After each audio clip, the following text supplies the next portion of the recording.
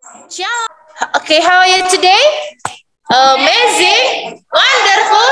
Yes, yes, yes. Okay, my students, as usual, every morning we want to do our daily devotion. So please take your Bible and then sit properly. Prepare yourself and prepare your heart. Okay, today Ma'am Ningsi want to lead our devotion. Ma'am Ningsi, time is yours. Oke, shalom semua anak. Shalom ya. Coba teriak yang di kelas. Shalom gitu. Shalom semua.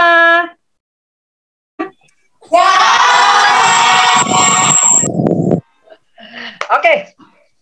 Semangat, semangat, semangat, semangat. Bilang dulu sama kiri kanannya. Semangat, semangat, semangat.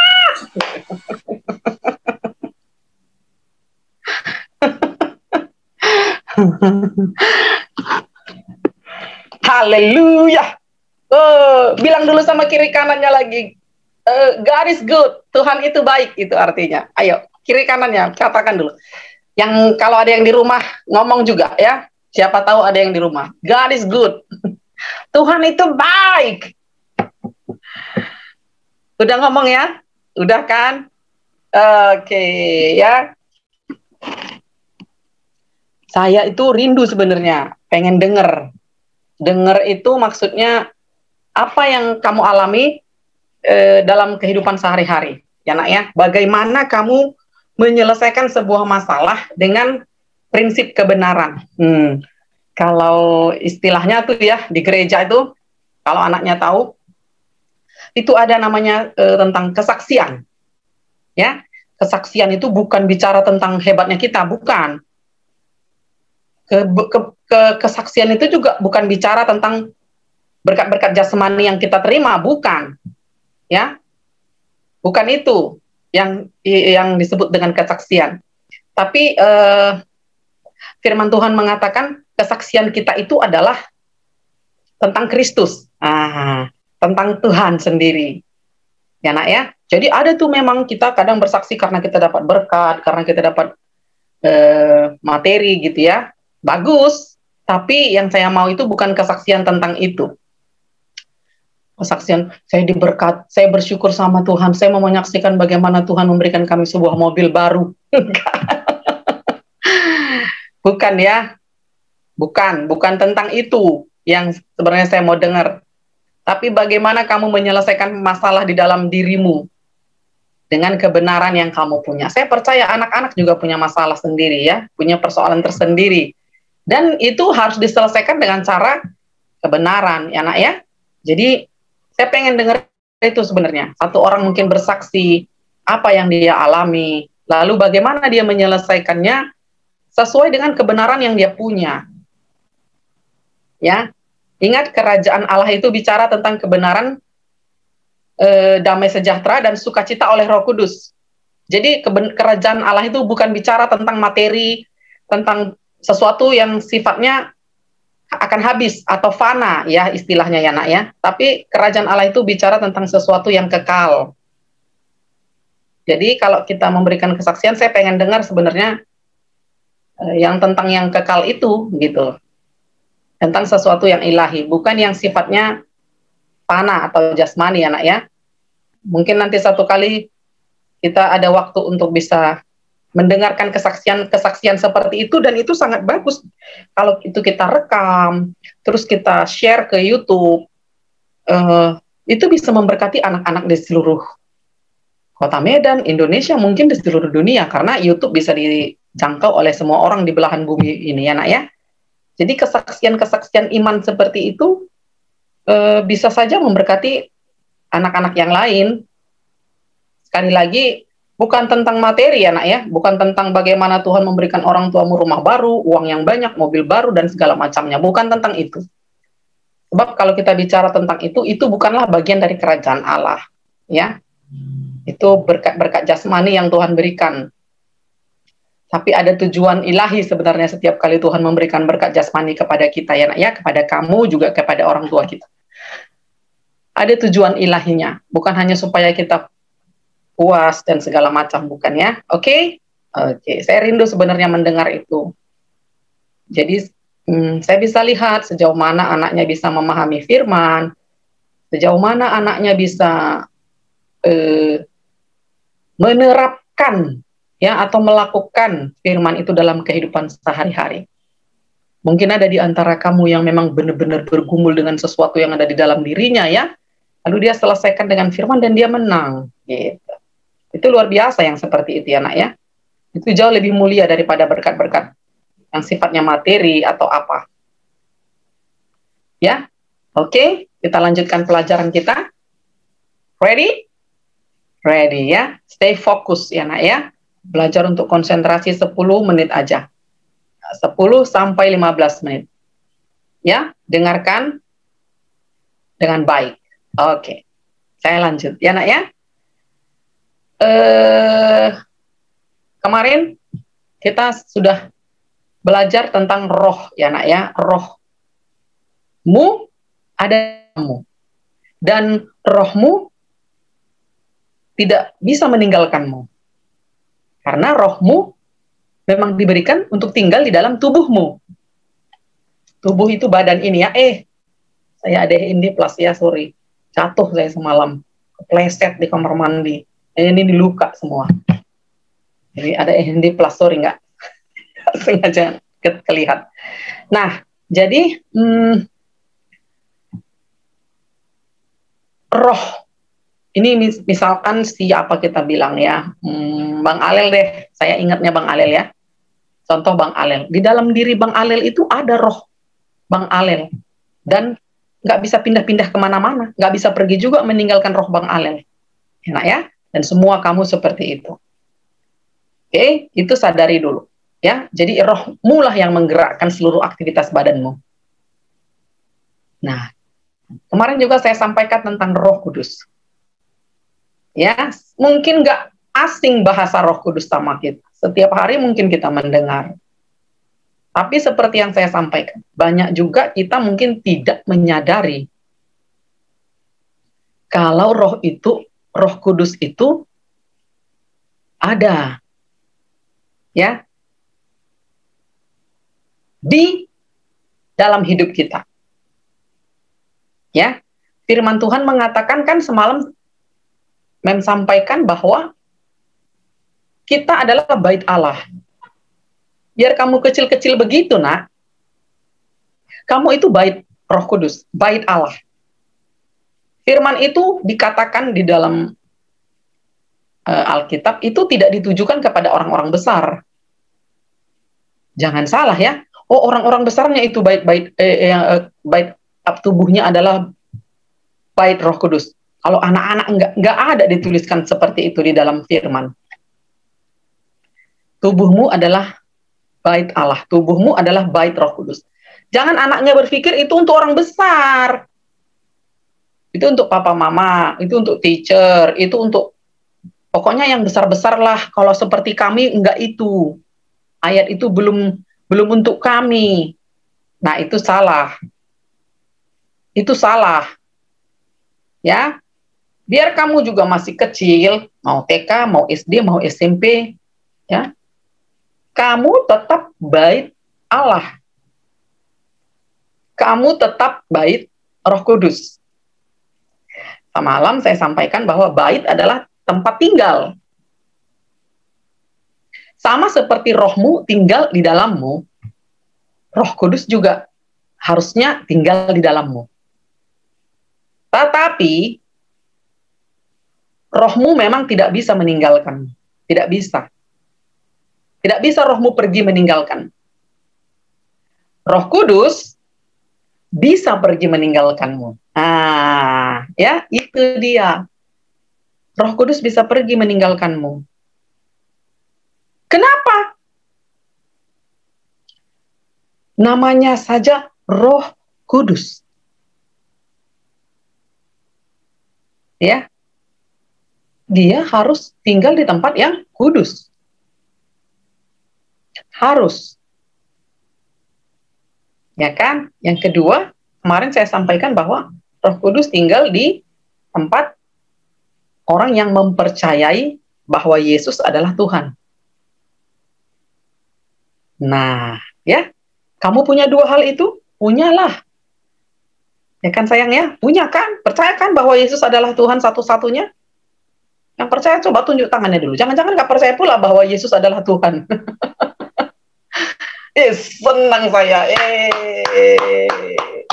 Good, good, haleluya. Iyalah, nggak ada Tuhan selain Yesus. Ya, Yesus adalah Tuhan. Tapi kan dia manusia, ya. Dia pernah hadir ke bumi sebagai manusia. Ya kan? Kalau dia datang sebagai Tuhan, ya nggak bisa lah kita lihat. Nggak bisa kita bergaul seperti manusia dengan dia. Ya kan? Nah, kita nggak bicara tentang kenapa Yesus harus mengambil rupa manusia. Ya kan? Kita bicara sekarang tentang bahwa Yesus adalah Tuhan. Tidak ada Tuhan selain dari Yesus.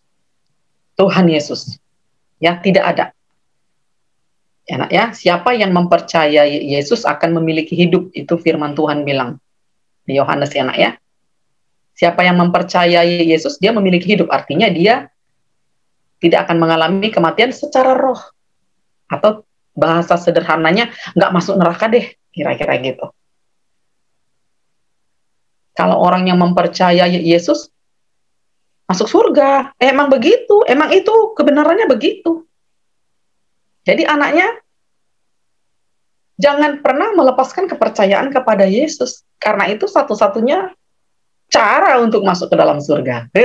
Ya, itu lain lagi kita bicarakan. Nah, sekarang kita kembali kepada Roh Kudus. Dua syarat itu ada sama kita, ya nak ya. Satu, kita mempercayai Yesus adalah Tuhan.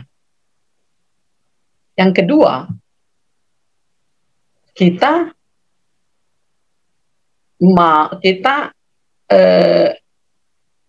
hidup kudus, ya.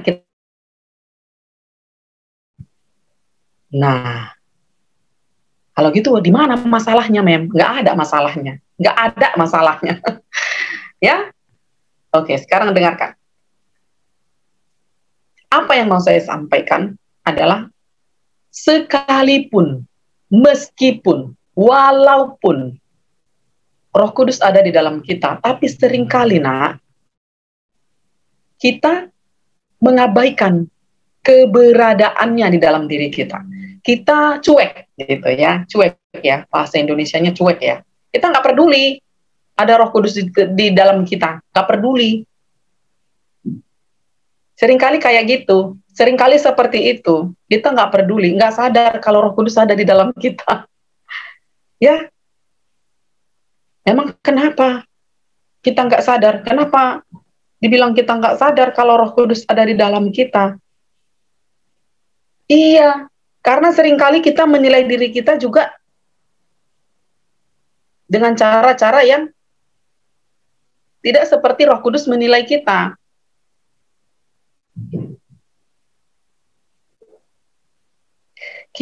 Mungkin kamu dalam kehidupan sehari-hari tidak berinteraksi dengan Roh Kudus, ya, tidak melibatkan Roh Kudus gimana membahasakannya, ya. Ya, seperti kamu berteman dengan temanmu, berbicara kan, ya, berbicara, berinteraksi, curhat mungkin, bertanya mungkin, ya, seperti itu kepada teman atau kepada orang tua. Nah, Roh Kudus itu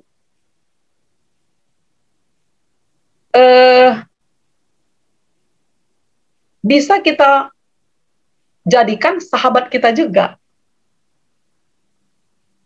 Ya, tempat kita bertanya, tempat kita berbicara, tempat kita mencari tahu kebenaran, atau tempat kita bertanya, apa yang harus saya lakukan Tuhan? Kira-kira gitu. Anaknya pernah nggak kayak gitu? Nggak ya? Apa yang harus saya lakukan ya Tuhan? Nggak bisa saya selesaikan matematika ini. Apa yang harus saya lakukan ya Tuhan? Sakit papa, contoh kan. Apa ya yang saya lakukan ya Tuhan? Mama sakit. Apa yang harus saya lakukan Tuhan? Apa yang harus saya lakukan ya Tuhan? Abang sama kakak bertengkar. Nah, yang seperti itu, Pernah nggak seperti itu? Sederhana-sederhana aja. Pernah nggak kamu melakukan seperti itu? Aduh, gimana ya Tuhan? Tolonglah saya Tuhan, supaya saya bisa menyelesaikan matematika ini. Nggak ngerti saya Tuhan. Nah, kalau anaknya sering seperti itu namanya anaknya mulai belajar untuk melibatkan Roh Kudus tadi, karena ada di dalam kita. Dan Roh Kudus itu roh Allah, ya nak ya. Tidak terbatas. Bisa melakukan apa saja di dalam dirimu. Apa saja. Asalkan itu kebenaran. Ya jangan gini. Ada juga yang berdoa gini. Roh Kudus, palak kali aku nengok siapa itu? Si Sarah itu. Buatlah dia jatuh ya Tuhan. Janganlah. Itu nggak betul kayak gitu. Ya kan? Buatlah dia mati Tuhan. Bukan ya. Maaf.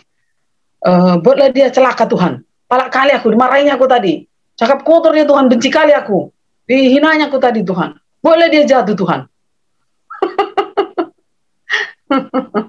Ada kayak gitu?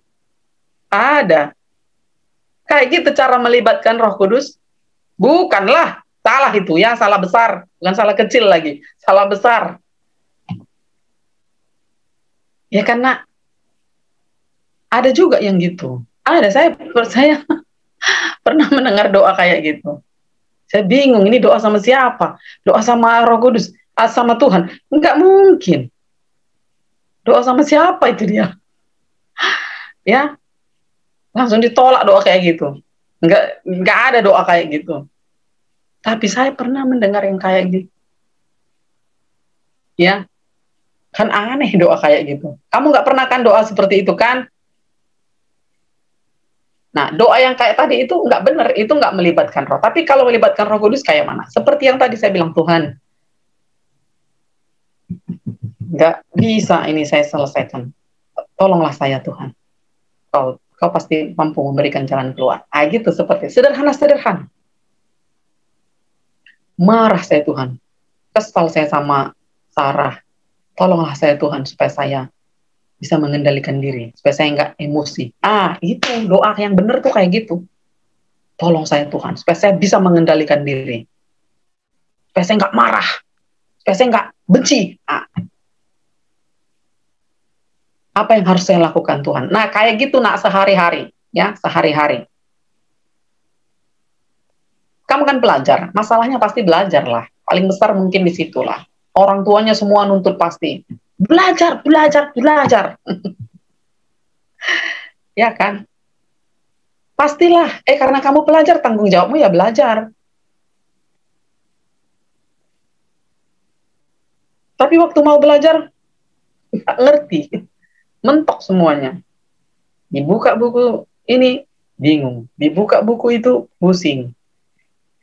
Dibuka buku sana, hang. Ada yang kayak gitu ya. Terakhir, ditutup buku sana, ditutup buku sini, ditutup buku situ. Semua ditutup.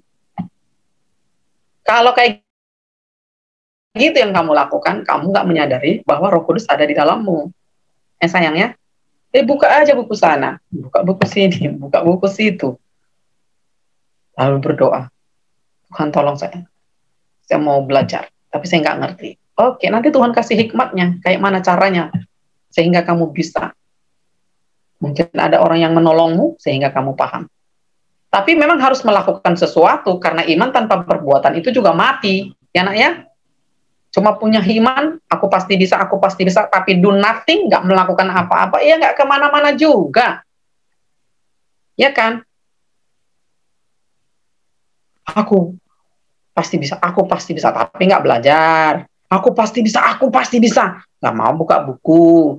Aku pasti bisa, diajari melawan, diajari marah-marah, diajari sama mamanya nggak mau. Ya, itu nggak betul lah. Roh Kudus kasih kemampuan, tapi nggak ada kemauan, ya sama aja, ya kan? Sama aja itu. Beri aku kemampuan Tuhan, Tuhan kasih. Nggak ada kemauan, ya sama aja. Ya, kamu belajar ya, kamu pelajar ya, belajar. Tiap hari ditegur, tiap hari dimarahi. Iya, iya. Kamu kan pelajar. Kalau nggak belajar, ya ditegur lah. Dimarahi. Wajar. Coba kalau kamu belajar, dimarahi. Kan enggak. Belajar aja kerjamu, nggak usah belajar. Gitu. Mana ada orang tua kayak gitu. Kalau udah belajar pun anaknya senang kali orang tuanya kan. Mau apa nak? Apalagi udah nilai 100. Oke, kita makan KFC. Kan? Gitu kan? Karena senang. Ada kamu, seorang pelajar, ketika belajar dimarahi sama orang tuanya. Nggak usah belajar. Belajar aja kerjamu, belajar aja. Jadi pandai kamu nanti, nggak usah. Gitu. Ada gitu. Ada di rumah gitu, nak. Papa sama mamanya ngomong gitu, nggak usah belajar. Belajar aja kerjamu, belajar aja kerjamu. Nanti jadi pintar kamu, nggak usah. Di rumah siapa kayak gitu? Nggak ada kan? Nggak ada lah. Orang dikerjakan kerjaannya, kerjamu belajar. Kamu kan pelajar. Kerjanya ngapain? Ya belajarlah. Jadi ketika kamu kerjakan pekerjaanmu, orang tua itu mah, senang. Tadinya capek pulang kerja langsung happy, langsung hilang capeknya. Ngelihat anaknya belajar dan prestasinya bagus, attitude-nya bagus, sikapnya bagus, hormat. Nggak harus juga 100-100, tapi ada peningkatan, itu harus. Jangan mau hidupnya berhenti di situ aja. Harus ada peningkatan mah di dalam dirimu, di dalam belajarmu juga. Ya kan? Coba kalau belajar kamu di rumah sungguh-sungguh, pasti meningkat. Orang tuanya pasti senang. Biarpun baru semalam kamu beli sepatu, hari ini beli sepatu baru lagi. Karena senangnya. Ya kan? Baru semalam beli baju lagi hari ini. Besok beli baju lagi. Makin senangnya lah itu orang tua.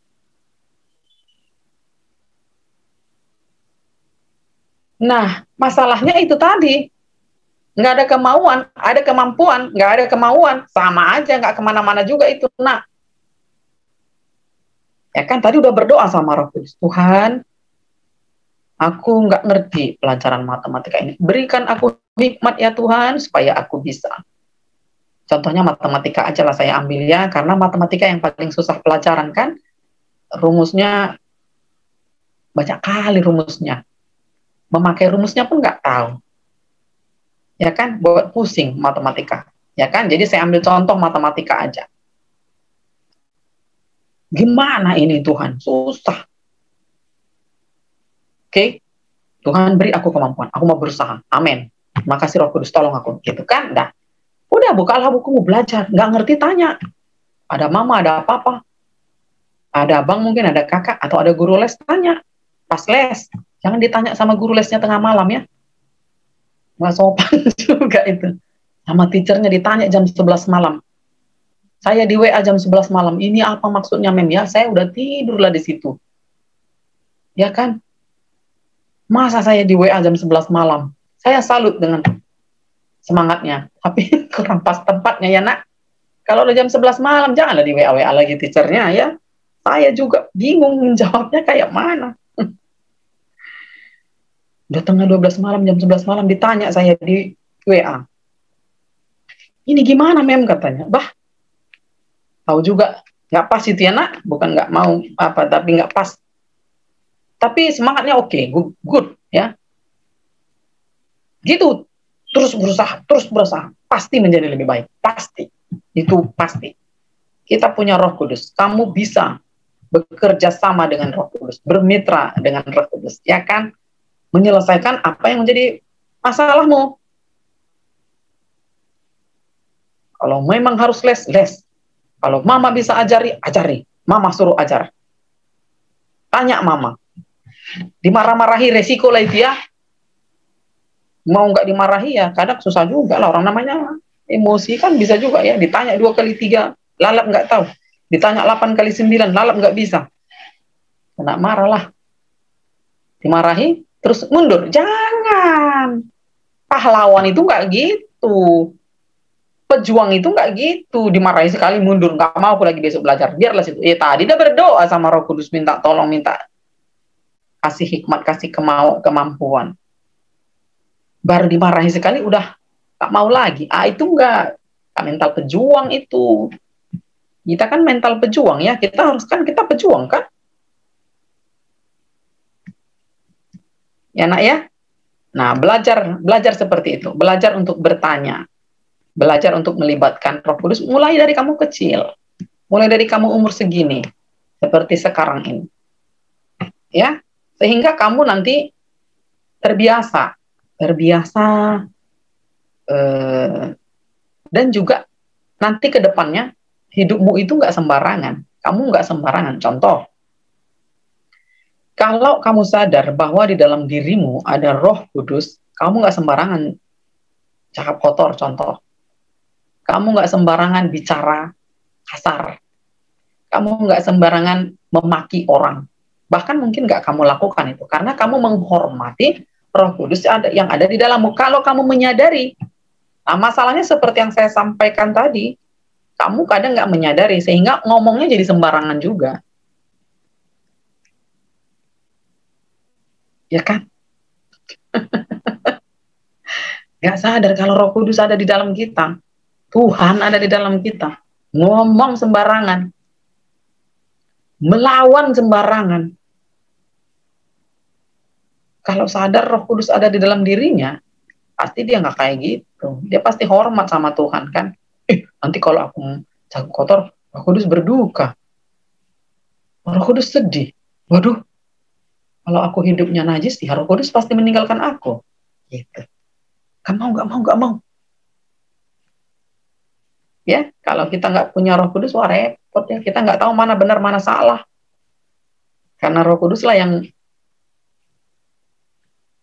menyatakan dosa, ya. Jadi Roh Kudus yang memberitahukan kepada kita mana dosa dan mana kebenaran.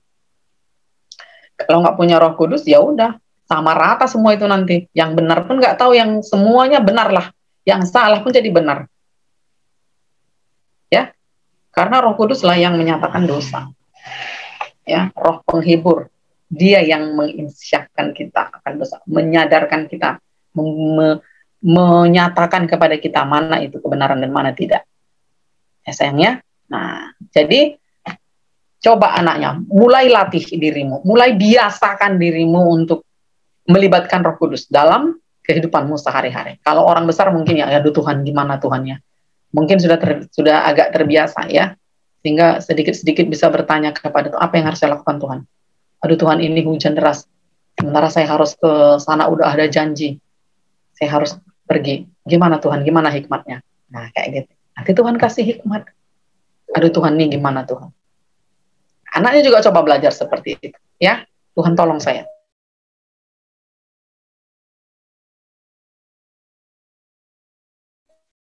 Nah, gitu seperti itu cara kita berinteraksi atau bermitra dengan Roh Kudus dalam kehidupan sehari-hari. Nah, itu kalau kita bangun, pelan-pelan hidup kita akan benar-benar bergantung kepada Tuhan. Ya, tanpa Tuhan kita nanti akan menyadari bahwa kita memang nggak bisa berbuat apa-apa. Oke sayangnya, sampai di sini dulu, mari kita berdoa. Berdoa, lipat tangannya, tutup matanya. Oke. Tanpa Tuhan kami tidak bisa berbuat apa-apa. Di luar Tuhan kami bukan apa-apa. Sesungguhnya ya Allah, hanya karena Engkau saja yang menjadi milik kami memiliki segalanya. Engkaulah yang menjadi bagian kami Tuhan, sampai selama-lamanya. Terima kasih kami bersyukur untuk kasih-Mu yang mengalir di dalam kami, anugerah-Mu yang Engkau berikan kepada kami, sehingga kami bisa bersekutu dengan Tuhan, mengenal Tuhan. Ketika seluruh bangsa mencari Tuhan, mencari Engkau menemukan kami, Engkau mendatangi kami, menjadikan kami milik-Mu. Terima kasih untuk anugerah yang besar itu Tuhan. Kami mau terus berusaha dengan sungguh-sungguh supaya kami bisa menggenapkan apa yang Engkau sudah desain dalam kehidupan kami semua. Terima kasih untuk pagi hari ini.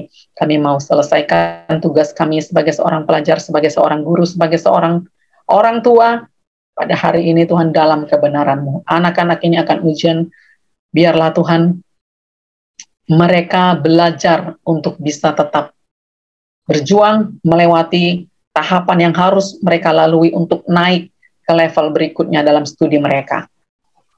Bahwa segala sesuatu harus diperjuangkan untuk bisa naik ke level selanjutnya. Biar mereka bisa melihat nilai rohani dalam ujian ini ya Tuhan. Bukan untuk menekan mereka, tapi untuk membuat mereka menjadi lebih unggul ya Allah, lebih baik daripada sebelumnya. Terima kasih untuk anak-anak yang akan ujian hari ini. Kami serahkan seluruh aktivitas kami sepanjang hari ini ke dalam tangan Tuhan. Kami berdoa supaya Tuhan yang menolong kami, mengarahkan kami dalam setiap keputusan yang harus kami ambil sepanjang hari ini. Terima kasih memberkati seluruh orang tua. Tuhan yang memberikan hikmat untuk semua orang tua di keluarga besar Murni Victory School memiliki hikmat untuk mendidik anak-anak ini, karena anak-anak ini adalah punya Engkau ya Allah. Terima kasih, kami berdoa beri hikmat kepada kami, supaya kami juga tidak sembarangan dalam memperlakukan anak-anak ini Tuhan. Supaya kami benar-benar bisa bertanggung jawab untuk mendidik, melatih, memperlengkapi anak-anak ini sebagai orang tua dan juga sebagai guru. Diberkatilah kami semua karena Engkau yang menjadi Allah kami. Terima kasih, dalam nama Yesus kami berdoa dan bersyukur. Amin. Oke, saya kembalikan kepada Teacher Astrid. God bless you.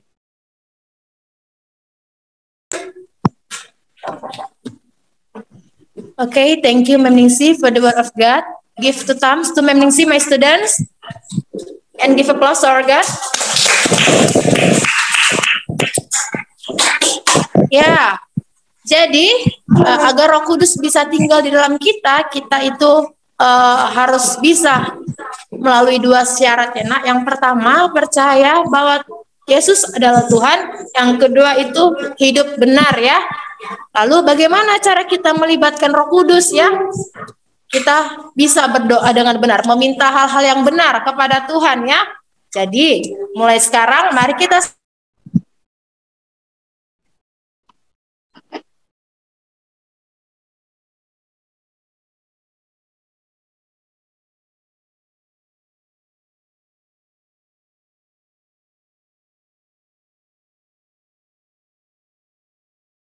our examination, so do the best ya, lakukan yang terbaik ya.